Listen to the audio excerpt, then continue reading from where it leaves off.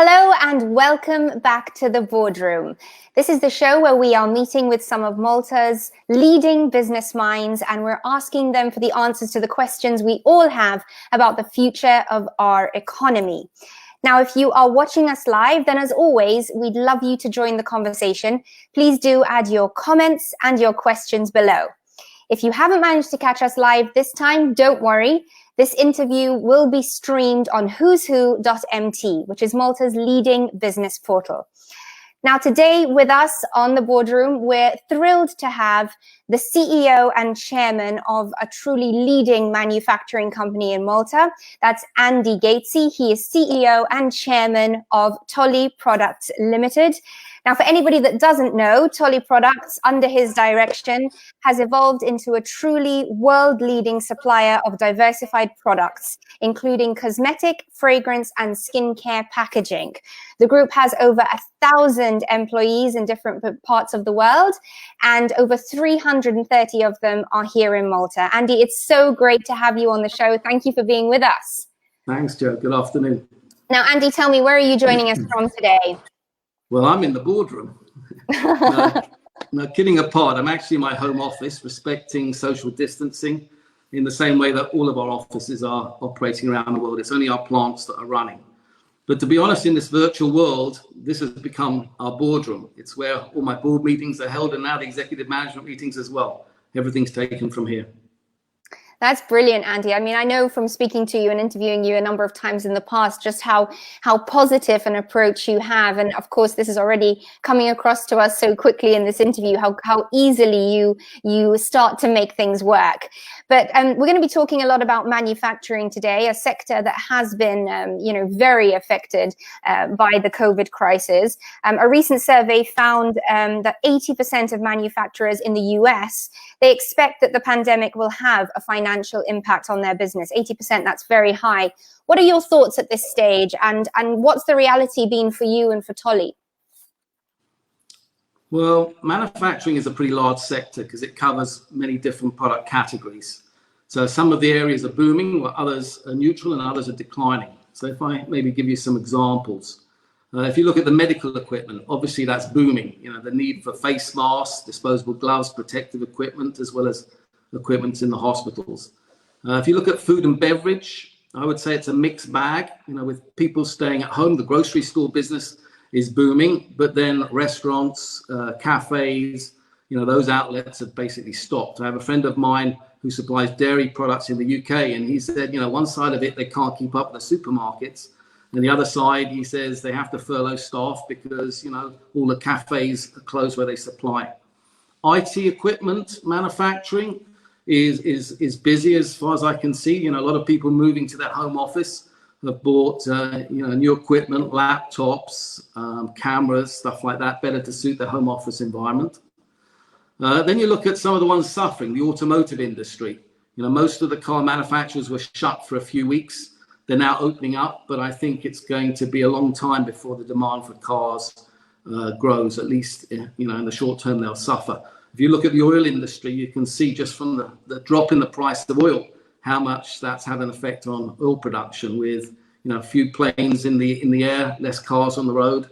And with that, Boeing, Airbus as a manufacturing business are really suffering a lot with a big drop in air travel. So it's really a mixed bag.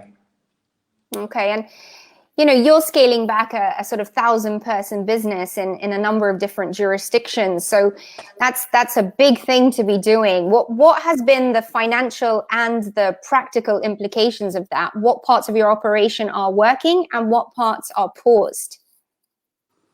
Well, I think you could say that we were hit early with the crisis because we have an operation in Asia. So actually, Chinese New Year, our plant shut on the 18th of January. And about a week later, that's when the virus really started expanding in Wuhan. And we were only able to open our factory around 6 weeks later. And that was really as a trickle. It was, very slow. Our office in Hong Kong, similar effect. We trade with a lot of other manufacturers in China. They were closed at the same time. And then in our Hong Kong office, we started social distancing for all the employees. So you could say we had a lot of practice before it started coming here into the West. In Korea, we have an operation there, was similar. Actually, the virus, there was quite an outbreak, but it was very localized, so our plants haven't stopped. I would say it's probably only around mid-March that we really started to feel the effect in the West. And that was when one country after another started going onto lockdown. So the question is, what have we done? Well, we've done a few things. We've moved quite fast. I mean, first of all offices have moved to home working, across the TOLY world, with calls on Zoom, on Microsoft Teams, interviews here, done the same way. All of our plants to remain operating, we've made safe. We've got body temperature controls as you walk into the buildings, social distancing in the canteen, on the assembly lines, we put up perspex guards. Obviously, hand sanitization. We've done deep sanitization of the plant like they did in the hospital over the weekends, really to make it safe.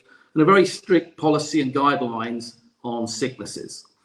The other thing we've done is we've taken advantage of the different government schemes in the countries that we operate. UK, they've been talking about furlough schemes. There are temporary redundancies. There are government subsidies, forgivable loans, training grants, all the different things. We've tried to take advantage of that.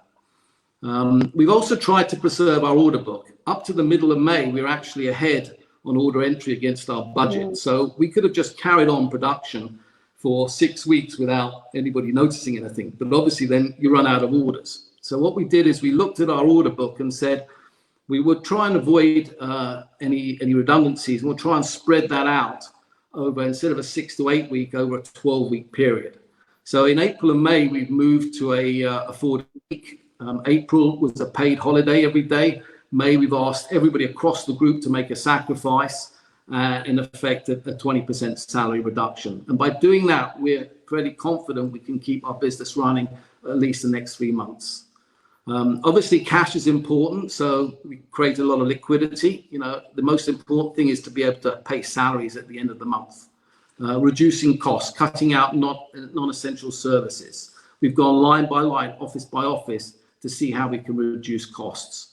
And finally, I think communication. To me, that's the most important, is regular communication. So I do a weekly video briefing to the whole group, where I give a realistic update on the facts, what's going on within TOLY, but I always try and end with a positive message. As you said, I think that's really important these times. At the end of the day, I think that our business is suffering, will suffer, but it's definitely not going to be one of the worsted industries. I think the ones that have travel involved are the industries that are definitely hit more until we can find a vaccine or a cure. So tourism, travel, also big ticket items, things like cars, home improvements are going to suffer. But we hope once shops open again, people will still buy beauty products, either out of necessity or maybe indulgence at a lower cost. In previous recessions, we've always seen that the beauty industry has done quite well. I think Leonard Lauder coined it as a lipstick factor. When the going gets tough, people will go out and buy a lipstick. Let's see what happens. But our aim is really to preserve the fabric of TOLY, the soul of the company, and save jobs. In the last month, we probably had about a 50% order entry. So we're hoping now that lockdowns start relaxing and stores open, things will start improving. But nobody can really predict. So let's see. Yeah, and of course, with that in mind, nobody can really predict. It's so difficult to say. But, I love the positive attitude that you bring to everything. But what, are there going to be challenges? Is there going to be a difficult period in front of us? Definitely, yes. There is going to be difficult. I mean, I think a few things when you see the world has really changed. And I think it's amazing how it's changed. You've got these virtual meetings and Zoom calls. I think talking to people within the company, we've really developed a sense of community around the organization. TOLY's always been a people company. But in the last few years, the sense of community, the family spirit has been really amazing. People connecting, supporting with each other, sharing. And I'm sure this will make us stronger and more resilient. You've got things like exhibitions, they've all been postponed or cancelled. So now we're having to use virtual reality to present our innovation to our customers. There are new product categories. Everybody talks about hand sanitization, but after that comes hand care. And I think we're also looking at new products that avoid finger contamination. What's the first thing the doctors say? Don't touch your face with your hands. Well, most beauty products are put on with your hands. So we've got a whole innovation category around direct application. I think when you look at it as well, understanding what's really important, I think the world has been put on pause. I think there's a reset button and people are reflecting and seeing, you know, what's important in the world today. It's not just money, but people, a sense of community. So staying at home, working differently, I think people have been able to reflect upon that. Okay. So there's a lot of changes going on at the moment, and we have to find ways to take advantage of that. Absolutely. Well, that's what I would hoping to lead into there with that, Andy. What are these opportunities? You know, again, we hear from business leaders like you, perhaps as inspiration for smaller businesses, smaller business leaders, up and comers in the business world. You know, how do we get inspired to not wake up and sort of feel overwhelmed by this period? How do we find the strength to take advantage? Well, I think in the midst of a crisis, there's always opportunities. So you have to look at how the world is changing. You know, less international travel. Cash is going to die, replaced by digital transactions. So people who are adapting to these new models, online shopping. You know, that's all of the beauty brands were lucky because they adapted quite fast towards that. And that is doubling. It's still a small percentage, but that's going to be the new reality. People buying more online. When you look at supply chain, I think there's going to be a lot more localization. So, you know, China, I'm not convinced will be the factory of the world forever. How can you take advantage of that? The new product categories I just talked about. If you look at the fashion industry, the beauty world, there's going to be changes. There's going to be less craziness, less new launches. They're going to focus on fewer, bigger, better product launches. And again, social distancing. I mean, that's not going to disappear in the short term from home or from our work. So I think you need to find ways to adapt to these new scenarios. I like what Charles Darwin said. It's not the strongest of the species that survives, nor the most intelligent. It's the one that's most adaptable to change. And today, honestly, nothing is more true. And that's how we as a business have always managed to survive, by constantly adapting and reinventing yourself. Absolutely. Great advice there, Andy. If you are watching us live, please do feel free to submit any questions that you might have for Andy, any comments. And now, Andy, just looking at, you know, this week we've seen the government relax things slightly with shops now being able to open up a little bit more. Does that concern you in any way that there will be a second wave? Or would you say, no, this is what we should be doing at this time, obviously locally speaking? Well, I think we're lucky and we're unlucky in Malta. So I think there's a low risk because in this community, because we're an island, so we're isolated. I think the issue is going to be as we reopen the airport to the outside world. And I think your first interview with Alan last week was exactly around that. And I don't think we've yet really figured out how international travel is going to work in the future with the proper screening and possible quarantine and tracing through an app, stuff like that. So I think that's going to be the issue. I think we can contain it quite well here in Malta. Okay, and obviously another important aspect of your work is sort of supply chain, whether that's incoming for you to be able to do the work and obviously to export your products. Have there been challenges there? Have you been affected at TOLY? We've been quite lucky, really. I don't think we've had too many issues with the supply chain, mainly because most of our freight goes by truck or by sea. I think it's companies who'd be most impacted is the air freight, because obviously there's less planes in the air. I would say early in the crisis, we were maybe more affected when China really shut down all their factories, because a lot of components are made in China. So people were panicking about trying to get parts from China. But now they have the opposite problem. Their plants have opened up, but the demand on the West has fallen. So people are pushing back. But as I said earlier, I think the future is going to be more about localization. We already started to see that with the Trump trade wars last year, and also the costs in China rising and the issue around sustainability. But it's not easy on the other side to rebuild manufacturing in countries that have moved much more to service-based industries.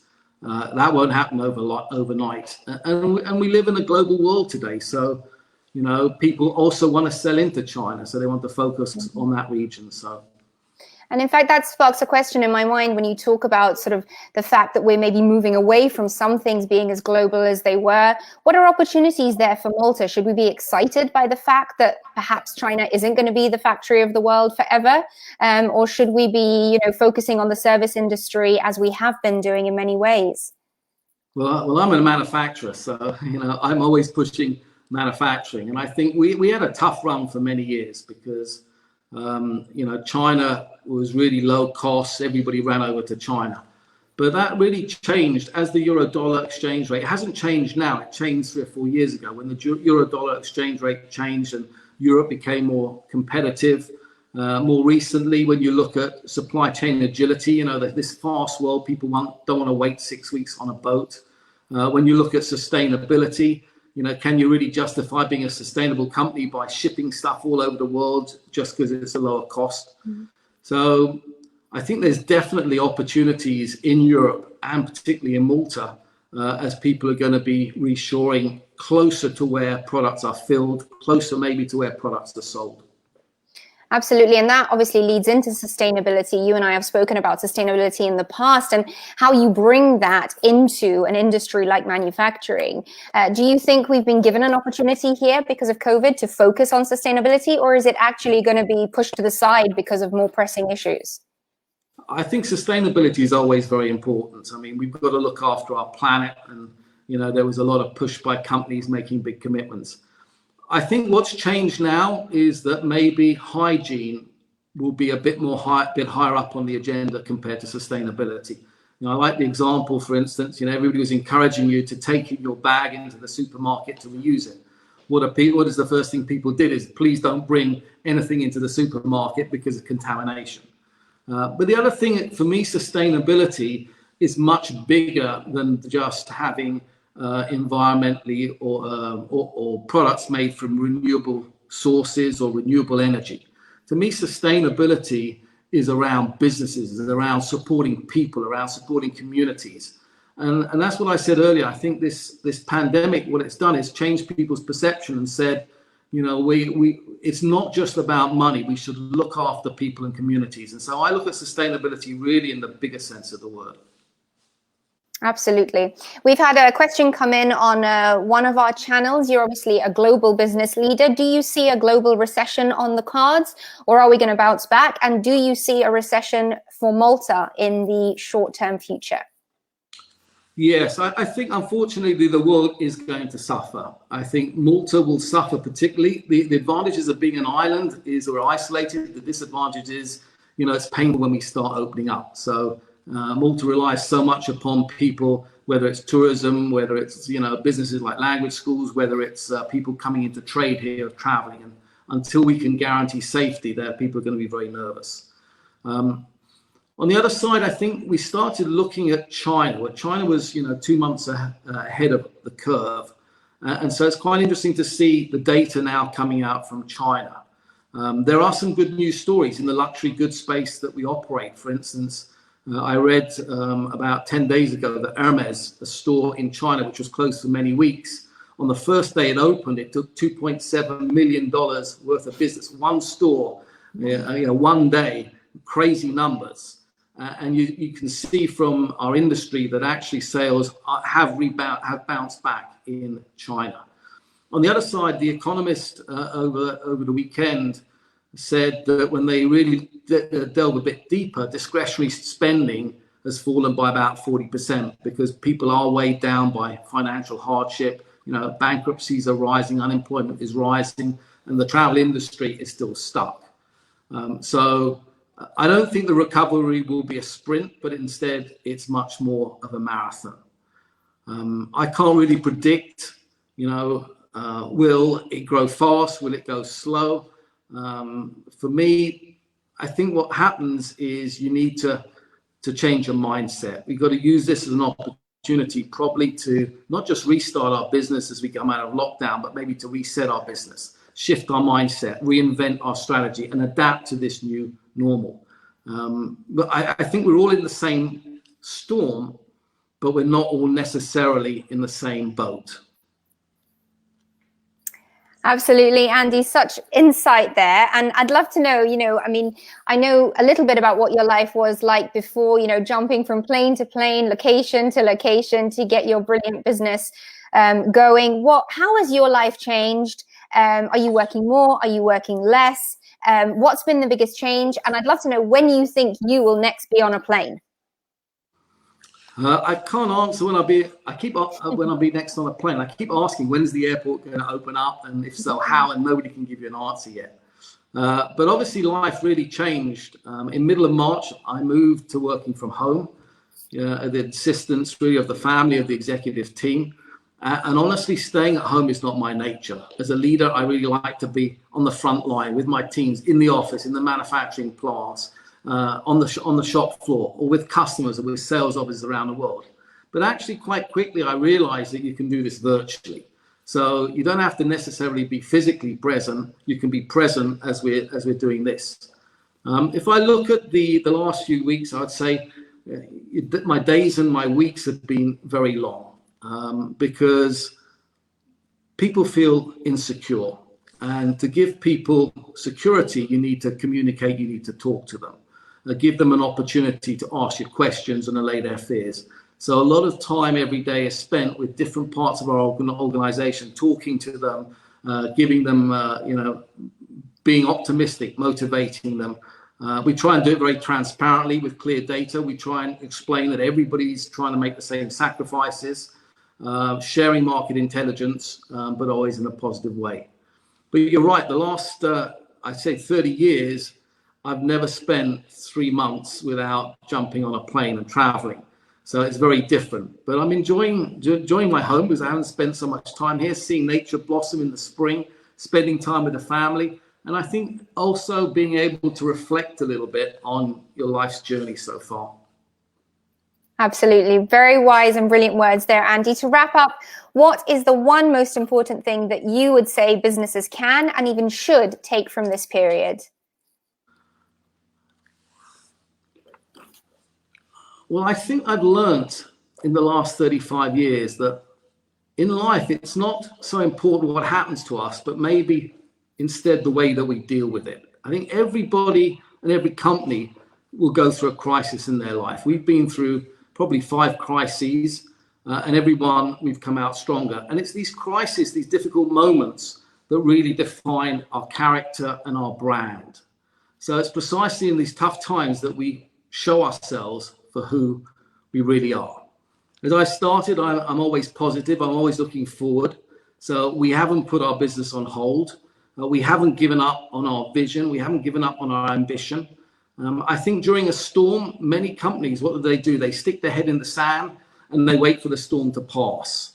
I don't want to survive this crisis and look back and say we had the opportunity to reinvent ourselves and instead we did nothing. So my advice is you've got to continue to play to win, have a strong resolve, build upon this fantastic team spirit. For TOLY and for me, life is not about waiting for the storm to pass. Instead, it is learning how to dance in the rain. I know that this year will be really a tough year, a year that nobody will ever forget, but also after every storm, a rainbow will appear. Andy, as always, what can I say? You are wonderful to chat to, wonderful to interview, and such a pleasure to learn from as somebody else in business. Always exciting. Andy, thank you very much for being with us here on the Boardroom. Thank you to everybody who's been with us today, watching at home, social distancing in the office, wherever you may be. And we look forward to being with you again on a future edition of the Boardroom. See you soon. Thank you.